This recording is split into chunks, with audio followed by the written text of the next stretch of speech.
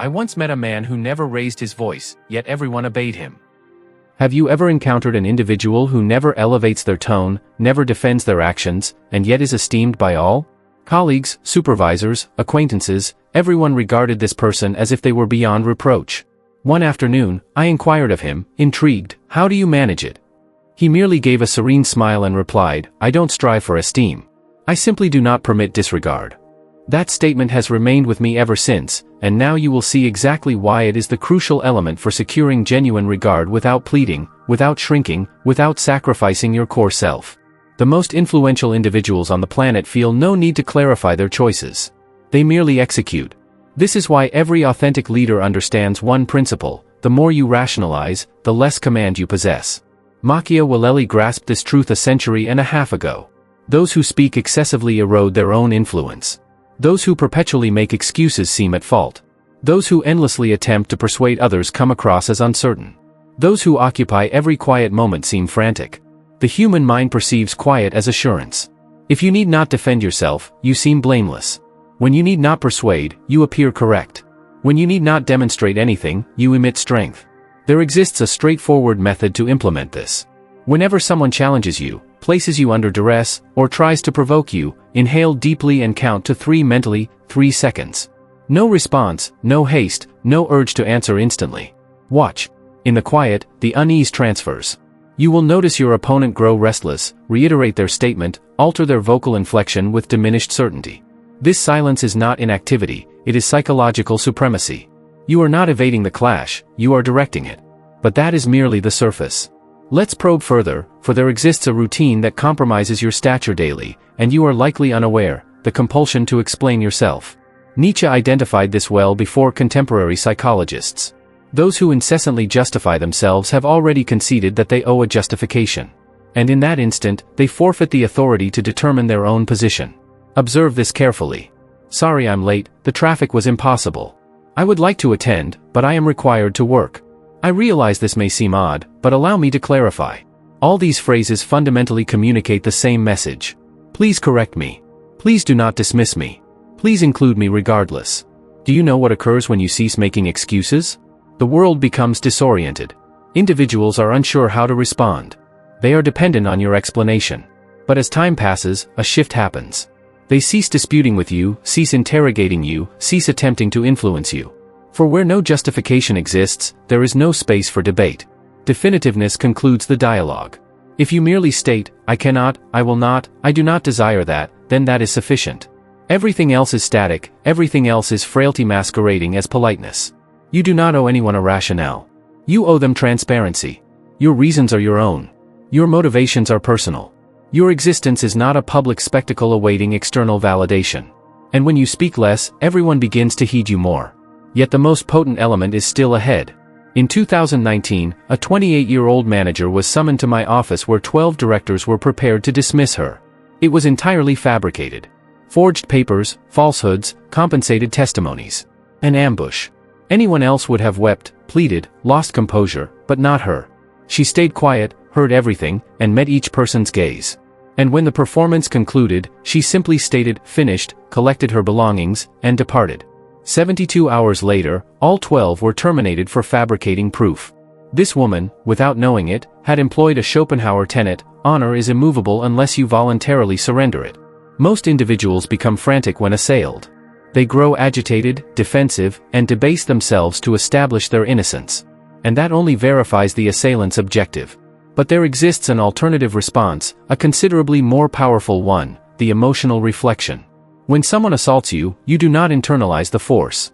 You reflect it back without reacting. You do not retaliate with fury. You do not answer with anguish. You watch, stay silent, or speak evenly, as if elucidating a simple fact to a youngster who lacks the capacity to understand. This unnerves them. This reverses the situation. Your tranquility highlights the other's turmoil. Your poise makes the assault seem absurd. The method is straightforward. Take 3 full breaths. Unclench your jaw and facial muscles. Maintain eye contact, without hostility. And say, "I grasp your position. I will consider it." A fascinating angle. You do not flee the disagreement. You terminate it without quarreling, without degrading yourself. You do not attempt to win the argument by any means. You demonstrate that it is not worthy of your energy. And the instant you comprehend that, everything transforms. Respect is not acquired by requesting it. It emerges when you cease begging, when you are silent with certainty, when you speak less and project more, when you recognize that honor is not debatable, not explicable, not supplicated, but guarded. Cease attempting to satisfy.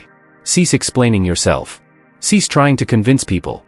Begin to emerge, to claim your space, with calm, with clarity, with attentiveness. For authentic strength never yells, it is quiet. And when necessary, it meets your gaze and asks, "Are you prepared?" Marcus Aurelius trained in this every day. When he experienced rage, he endeavored not to smother it. He witnessed it, breathed, and reminded himself, "This feeling is present, but it does not define me." He comprehended. True power resides not in feeling nothing, but in not yielding to what you feel. That is the most silent secret of command, the skill of feeling everything and still deliberately selecting. It is not about repression, it is about acknowledgement. It is about not permitting a moment of powerful emotion to ruin what you have constructed with diligent effort. The majority exist as emotional detonations waiting to happen. They absorb everything, act as if all is well, display a smile outwardly, turmoil internally, until one day they erupt and subsequently lose all. Regard, trust, self-mastery. Genuine respect is forged exactly in such instances. Not when everything is peaceful, but when someone provokes you, when unfairness affects you, when critique is unjust, and yet you do not lose your center. This type of decision molds your surroundings.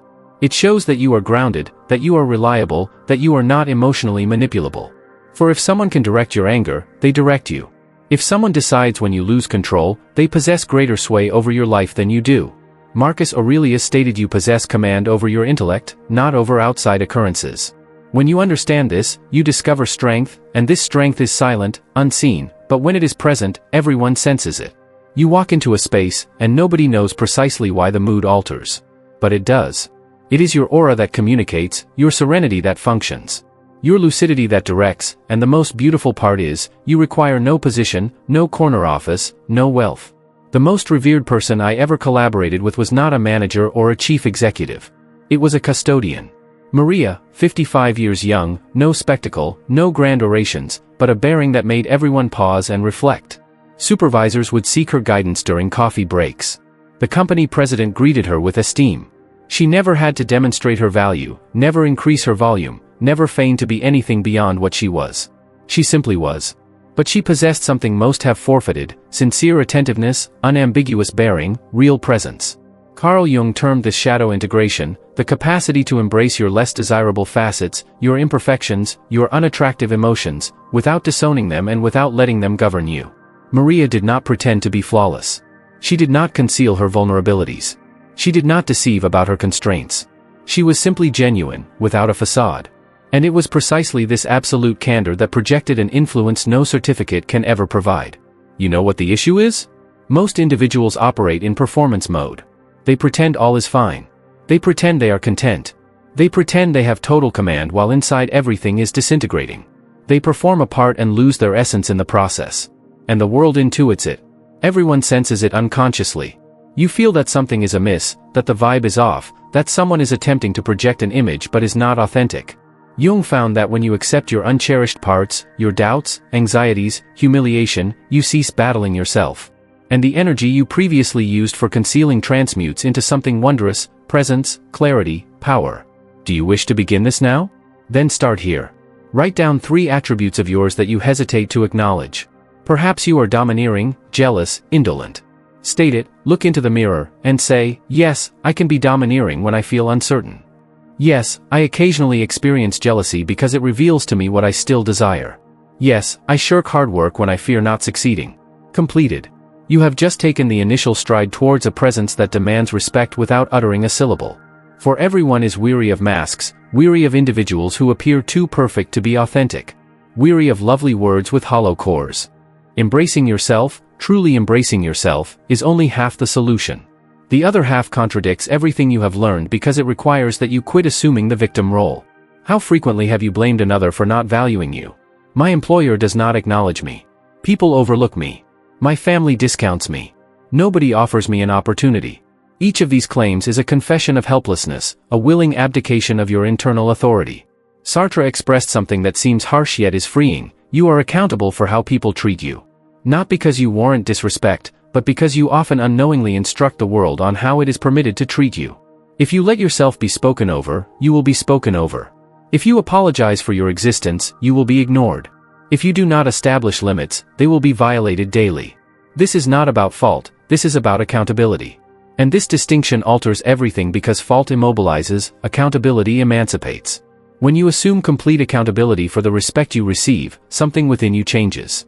You stop waiting, stop accusing, stop seeking authorization to simply exist, and you start to act with greater clarity, with greater firmness, with more authenticity.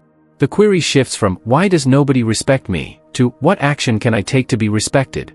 One leaves you powerless, the other grants you agency. Do you want to experiment with this now?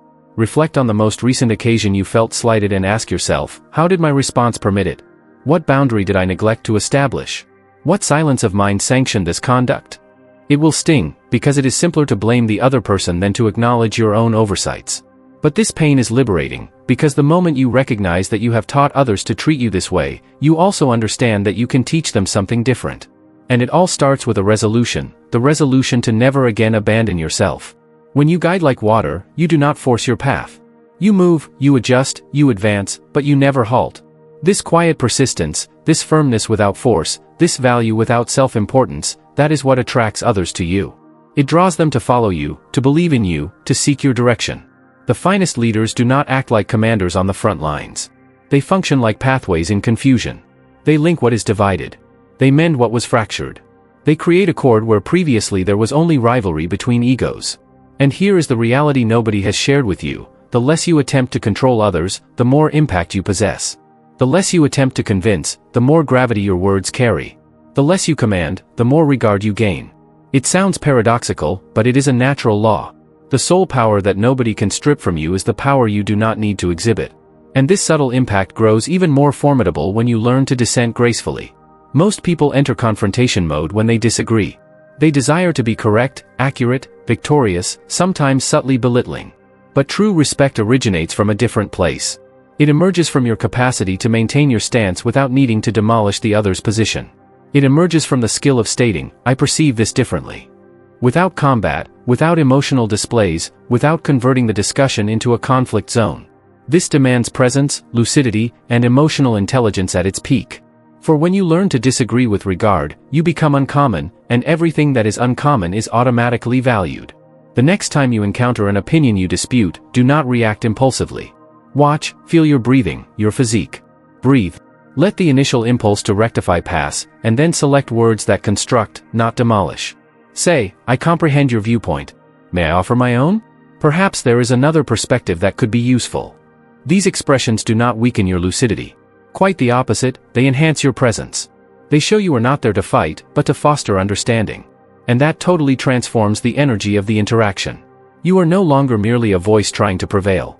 You become the focal point of stability everyone yearns for when the world is unstable. That is the most powerful form of regard, the guide who needs to prove nothing, the calm bearing when everything surrounding them is chaos, the mindful answer instead of a frightened retort, acting at the perfect instant, with the perfect terms, for the perfect purpose. And if you have read this far, then a part of you already knows this, a deeper part, a conscious, a more developed part that is wary of being caught in impulses, explanations, and self-justification. This part of you desires more, desires presence, desires respect, desires inner autonomy. And the truth is, it has always been accessible. It is not dependent on rank, positions, appearance, or charm. It depends solely on a silent vow you make to yourself. From this day forward, I will no longer lose myself striving to validate my value. I will observe before I respond. I will breathe before I talk. I will feel, but I will not be carried away by my feelings. I will take a position without needing to be heard. I will lead, even without a formal title.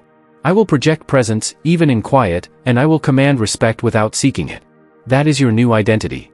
That is the kind of impact you cannot purchase, appeal for, or replicate. It is built, day by day, in the invisible realm of self-knowledge. And when you embody it, nobody can overlook you. That is how individuals follow you, because they choose to, not because they are obligated. And that distinction is everything. But being accommodating and supportive is not always sufficient. Sometimes you must disagree to be respected. And disagreeing necessitates an art few have perfected. Consider Dr. House, harsh, blunt, sardonic, and yet esteemed. Or Tyrion Lannister, physically small but immensely influential. He does not stay silent before authority, and that is precisely why he is valued, even by a monarch. What connects these figures? They do not concur with everything, they think independently, even if it creates tension. Nietzsche identified a core principle of social dynamics: excessive agreement creates suspicion. If you always agree, people wonder, is this view authentic or simply expedient?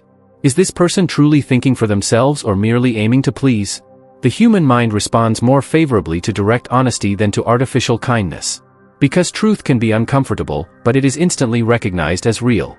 But caution, intelligent disagreement is entirely distinct from irritability, obstinacy, or hostility. A vast gap exists between tactical disagreement and immature conduct. Defiance serves the ego. Strategic disagreement serves the truth. Defiance criticizes, destroys, shouts. That's incorrect. That will never function. We've tried that before. Strategic disagreement constructs. It states, I perceive the merit in this concept, but I believe we might face 3 potential issues here. And then it suggests real options, without yelling, without being overbearing, without being rigid. That is the technique of respectful dissent.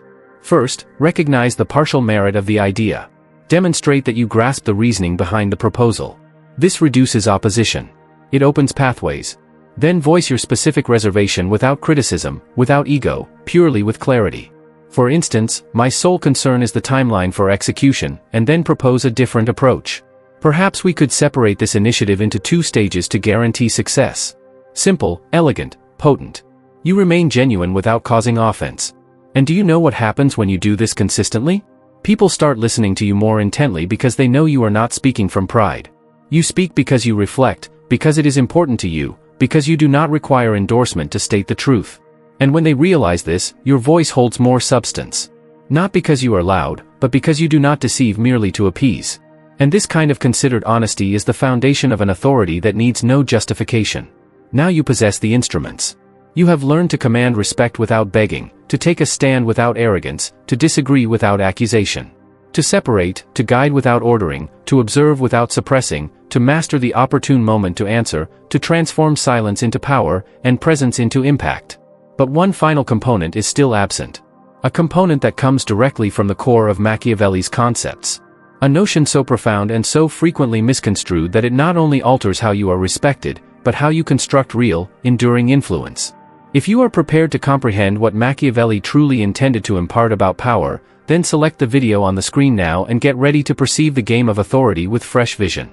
For the respect you seek is not in the external world, but in the person you decide to be.